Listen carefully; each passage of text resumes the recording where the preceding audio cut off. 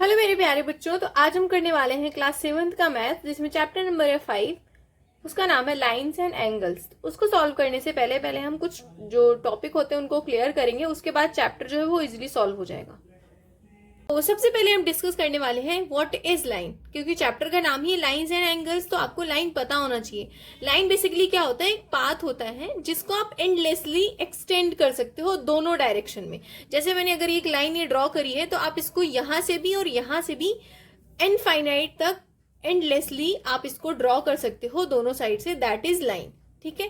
तो उसके बाद देखेंगे रे। रे क्या होता है? ये पार्ट होता है लाइन का जिसका सिर्फ एक ही एंड होता है, एंड इस वाले एंड से तो आप कहीं भी इसको ले जा सकते हो। मतलब एक ही एंड पॉइंट होता है। It is a part of a line with one and point.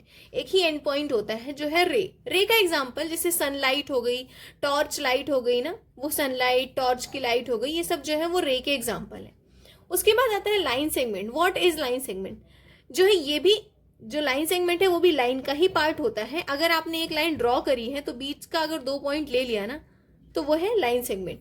It is also part of a line with 2 and points. इसमें 2 एंड पॉइंट्स होते हैं। जैसे मैंने यहाँ पे 3 ड्रॉ किए हैं। ये लाइन है जिसमें दोनों तरफ एरो, दैट मीन्स आप दोनों तरफ से इसको एंडलेसली ड्रॉ कर सकते हो। रे जिसमें सिर्फ एक ही एंड पॉइंट है एंड ये एंडलेस है। And line segment which is a part of line, that is line segment. 2 and points है ना इसमें, that is line segment. Line segment का एग्जांपल जैसे ये एज है, ये नोटबुक का जो एज है वो लाइन सेगमेंट का एग्जांपल है। ठीक है।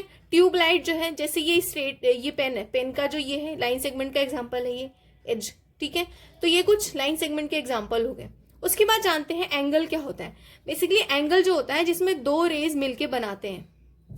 जैसे कि मैंने बताया रे क्या होती है? जिसमें एक एंड पॉइंट होता है। तो ऐसे ही अगर मैंने एक ये ड्रॉ कर दी, एक ये ड्रॉ कर दी, है ना, ये 2 रे ड्रॉ कर दिया तो ये एंगल बना देगा।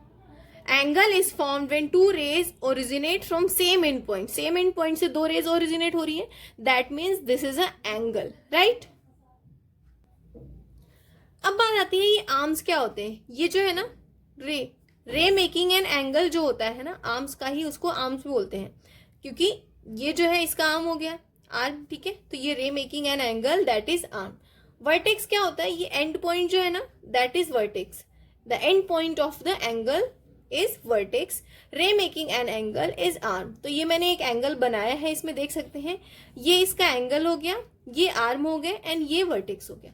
तो आई होप ये कुछ पॉइंट जो है वो आपको क्लियर होंगे। उसके बाद इस चैप्टर में आपको बताना है कि what is complementary angle and what is supplementary angle. देखो कॉम्प्लीमेंट्री एंगल क्या होता है? When 2 angles sum is 90 degree, then उसको बोलेंगे कॉम्प्लीमेंट्री एंगल। जैसे मैंने यहाँ पे 2 एंगल बनाए हैं, एक 50 डिग्री का एंड 40 डिग्री का। अगर इन दोनों को मिला के 90 डिग्री हो रहा है तो ये कॉम्प्लीमेंट्री एंगल है एक दूसरे के। एंड ये सप्लीमेंट्री क्या होता है? अगर 2 एंगल्स मिला के उनका सम 180 डिग्री हो रहा है, दैट मीन सप्लीमेंट्री एंगल है। तो ये दोनों आपको पता होना चाहिए। ऐसे ही क्वेश्चंस आएंगे, आपको एक एंगल गिवन होगा एंड दूसरे का फाइंड आउट करना रहेगा। तो सिंपली आपको 90 में से सब्ट्रैक्ट कर देना है, दूसरा जो एंगल होगा वो 90 मतलब कॉम्प्लीमेंट्री एंगल हो जाएगा उसका। ठीक है। ये दोनों पॉइंट्स क्लियर हुए होंगे। उसके बाद बात आती है ट्रांसवर्सल लाइन। ट्रांसवर्सल लाइन क्या होती है? एक लाइन होती है जो इंटरसेक्ट करती है 2 या 2 से ज्यादा लाइन को एट अ डिफरेंट पॉइंट। जैसे ये दोनों लाइन जो है पैरेलल है और ये ट्रांसवर्सल लाइन है जो इसको 2 लाइन को डिफरेंट पॉइंट पे इंटरसेक्ट कर रही है। ये ट्रांसवर्सल लाइन हो गई। इसके बाद अगर आपसे पूछा जाता है कोरिस्पॉन्डिंग एंगल्स क्या होते हैं, तो जैसे ये 1 और ये 5 ये एक दूसरे के कोरिस्पॉन्डिंग होगा। ठीक है। 2 6 के होगा, 4 8 के होगा एंड 3 7 के होगा। तो ये जो एंगल्स हैं वो कोरिस्पॉन्डिंग एंगल होंगे। ठीक है। अल्टरनेट इंटीरियर एंगल क्या होंगे? अगर पूछा जाए अल्टरनेट इंटीरियर एंगल कौन से हैं, तो एंगल 3 एंगल 6 के हो जाएगा। ये अल्टरनेट इंटीरियर एंगल है। देखो ये जो अंदर वाले होते हैं वो इंटीरियर होता है, बाहर वाले ये हो गए। तो इंटीरियर एंगल तो ये हो गए 3 और 6, 4 एंड 5, ये अल्टरनेट इंटीरियर एंगल हो गए। वैसे ही अल्टरनेट एक्सटीरियर एंगल पूछा जाए तो एक्सटीरियर कौन से? 1 8 के, 2 7 के। तो ये हैं कुछ टॉपिक्स। एंड उसके बाद आता है interior angles on the same side of the transversal. Transversal line ये थी तो सेम साइड कौन कौन से हो जाएंगे? 3 और 5 एंड 1 और 7। तो ये interior angle on the same side of the transversal. तो ये हो गए कुछ एंगल्स की बात हमने कर ली। अब बात आती है कि कौन से एंगल्स और किसके इक्वल होंगे। तो अगर ट्रांसवर्सल लाइन दो पैरेलल लाइन को कट कर रही है तो कौन कौन से एंगल जो है कोरिस्पॉन्डिंग एंगल जो इक्वल होंगे। तो जैसे हमने यहाँ देखा 1 और 5 कोरिस्पॉन्डिंग है, तो ये 1 और 5 का एंगल भी सेम होगा, 2 और 6 का भी एंगल सेम होगा, वैसे ही 3 और 7 भी सेम होंगे, इन 4 और 8। तो अगर कोई ट्रांसवर्सल लाइन कोरिस्पॉन्डिंग एंगल को कट कर रही है 2 डिफरेंट पॉइंट्स पे, तो उसके जो कोरिस्पॉन्डिंग एंगल्स हैं वो एक दूसरे के बराबर होंगे। तो मैंने वही सेम चीज यहाँ पे लिखा है, देख सकते हैं। If transversal line intersects 2 parallel lines then pair of corresponding angle is equal.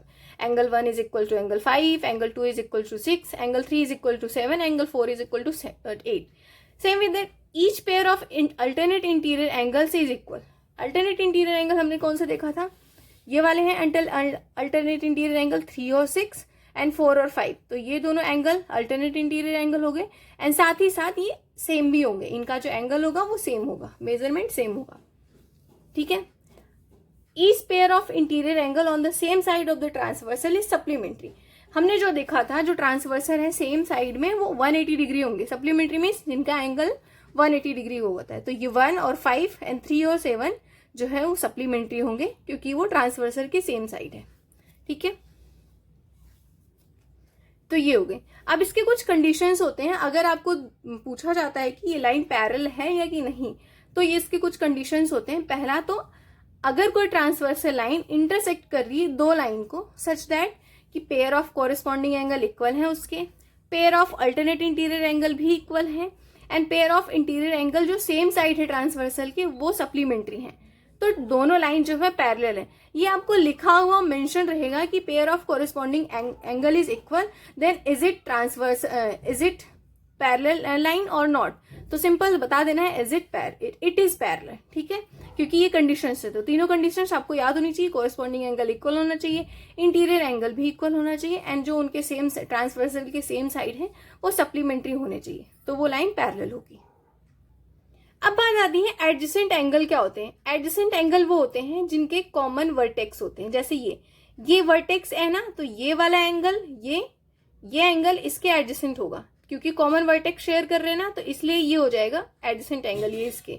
तो यहाँ पे कॉमन वर्टेक्स होना चाहिए, कॉमन आर्म भी होना चाहिए, देख सकते हैं ये कॉमन आर्म है ना, और their non common arm on the different side of the common arm. तो यहाँ पे कॉमन आर्म के डिफरेंट साइड में नॉन कॉमन आर्म है ना, तो ये है एडजेसेंट एंगल। तो इसके हो जाएगा angle A B D and angle D B C are adjacent. Angle A B D and D B C जो है वो एडजेसेंट एंगल है, ठीक है। एडजेसेंट एंगल में ही बात आती है कि लीनियर पेयर है, अगर linear pair of angles are adjacent then उनके जो सम होंगे वो 180 डिग्री के होंगे। जैसे ये लाइन है लीनियर पेयर, तो ये वाला एंगल और ये वाला एंगल दोनों मिलके 180 डिग्री बनाएंगे। तो angle 1 and angle 2 are linear pair of the angle, ये बताना है, मतलब ये पता होना चाहिए। कुछ बेसिक पॉइंट्स हैं, इसके बिहाफ पे आपके जो चैप्टर हैं बहुत ही अच्छे से क्लियर होंगे।